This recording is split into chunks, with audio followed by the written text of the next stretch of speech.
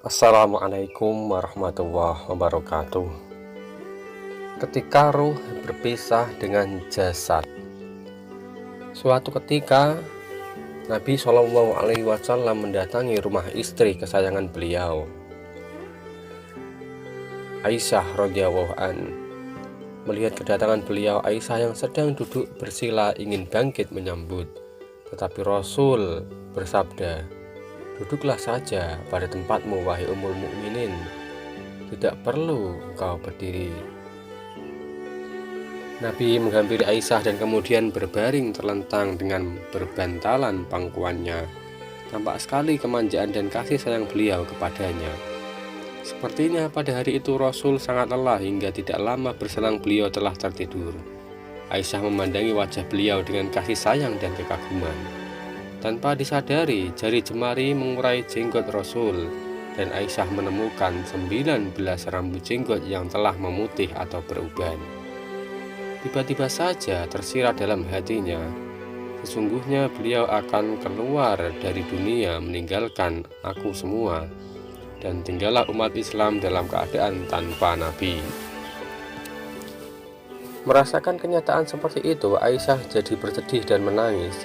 Ia kemudian meneteskan air mata yang mengalir sampai pipi, kemudian menetes jatuh mengenai wajah Rasul, sehingga beliau terbangun. Dengan heran beliau bersabda, "Apa yang membuatmu menangis, wahai Ummul Mukminin?" Aisyah menceritakan perasaan sedih yang menghantui dirinya, dan Nabi hanya tersenyum mendengarnya. Beliau bersabda, "Wahai Aisyah, keadaan apakah yang sangat menyusahkan bagi seseorang, yakni ruh ketika ia menjadi mayat?" Aisyah berkata, "Katakanlah padaku ya Rasulullah." Beliau berkata, "Engkau saja yang mengatakannya dahulu." Aisyah sejenak berpikir, kemudian ia berkata, "Tidak ada yang menyusahkan atas diri mayit kecuali ketika ia diusung keluar rumah untuk menuju kuburannya. Anak-anak yang ditinggalkannya akan berduka dan berkata, 'Wahai ayah, wahai ibu.' Begitu juga orang tuanya akan berkata, 'Wahai anakku.'"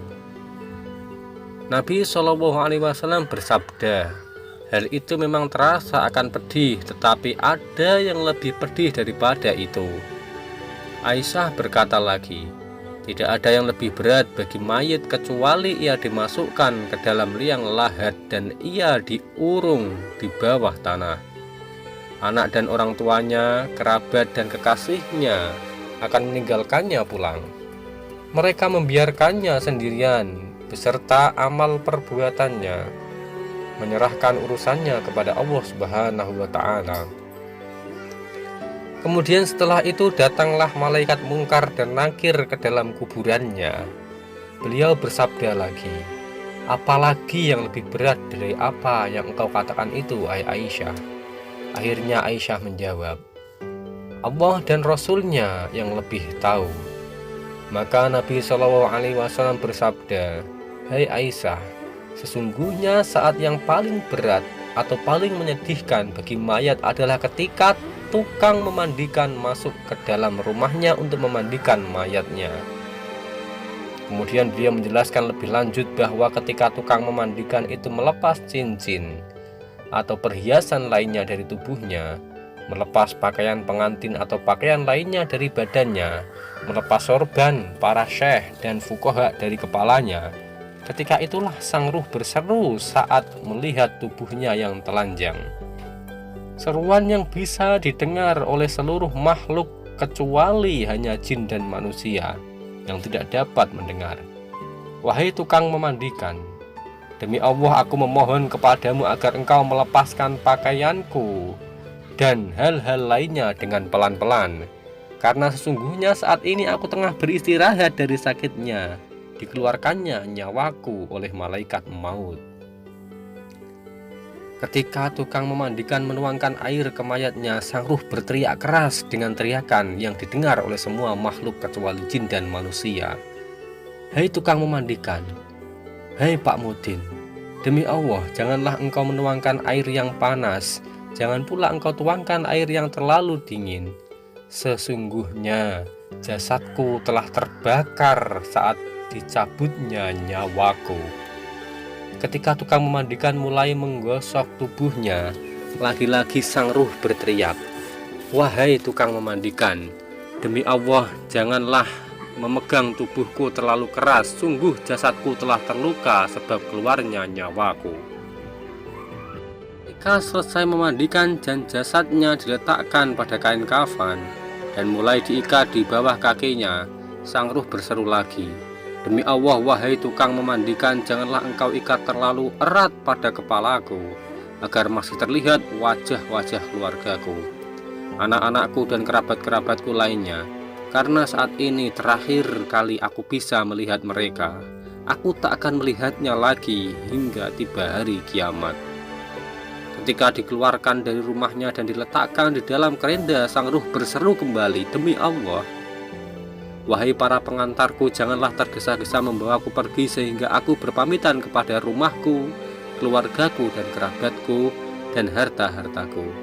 Aku tinggalkan istriku menjadi janda, anak-anakku menjadi yatim, karena itu janganlah kalian menyakiti mereka. Biarkanlah aku sesaat untuk mendengarkan suara keluargaku, anak-anakku dan kerabat-kerabatku, karena aku akan berpisah hingga saat kiamat tiba." Ketika kerendanya dipikul dan keluar 3 langkah dari rumahnya, lagi-lagi sang ruh berseru, "Hai para kekasihku, saudara-saudaraku dan anak-anakku, janganlah kalian terbujuk oleh dunia sebagaimana dunia telah memperdaya aku. Janganlah kalian dipermainkan oleh zaman sebagaimana zaman telah mempermainkan aku. Ambillah hikmah dariku. Sesungguhnya aku meninggalkan untuk ahli warisku apa yang aku kumpulkan, dan aku tidak membawa manfaat apapun dari dunia. Bahkan Allah akan menghisapku, engkau bersenang-senang dengan harta peninggalanku itu, dan kalian tidak mendoakanku.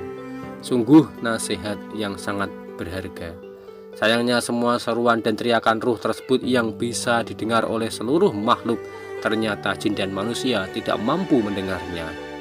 Padahal justru 2 jenis makhluk itu yang sebenarnya bisa memperoleh banyak manfaat dan pengajaran jika saja mendengar dan memahami seruan ruh. Ketika jenazahnya disolatkan dan sebagian orang lainnya meninggalkan masjid dan musola, sang ruh berseru kembali, "Demi Allah, wahai saudara-saudaraku, aku tahu bahwa orang mati akan dilupakan oleh orang-orang yang masih hidup. Akan tetapi, janganlah kalian cepat-cepat pulang sebelum kalian melihat tempat tinggalku. Sesungguhnya aku tahu bahwa wajah mayat itu lebih dingin daripada air yang sangat dingin bagi orang-orang yang masih hidup.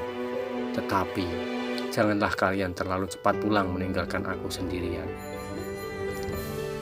Ketika jenazahnya diletakkan di sisi kuburannya dan kemudian diturunkan ke liang lahat, sang ruh berseru untuk terakhir kalinya, "Demi Allah, wahai saudara-saudaraku dan para pengantarku, sesungguhnya aku mendoakan kalian semua, tetapi mengapa kalian tidak mau mendoakan aku? Wahai ahli warisku, tidaklah aku kumpulkan harta dunia kecuali aku tinggalkan untuk kalian. Maka ingatlah kalian kepadaku, bertobatlah, berbuatlah kebaikan. Setelah aku mengajarkan kalian membaca Al-Quran dan tata krama ataupun adab, hendaklah kalian jangan lupa mendoakanku." Sekali lagi, jangan lupa kalian mendoakanku. Terima kasih, semoga kisah ini dapat menjadi ibrah, pelajaran dan manfaat bagi kita semua. Assalamualaikum warahmatullahi wabarakatuh.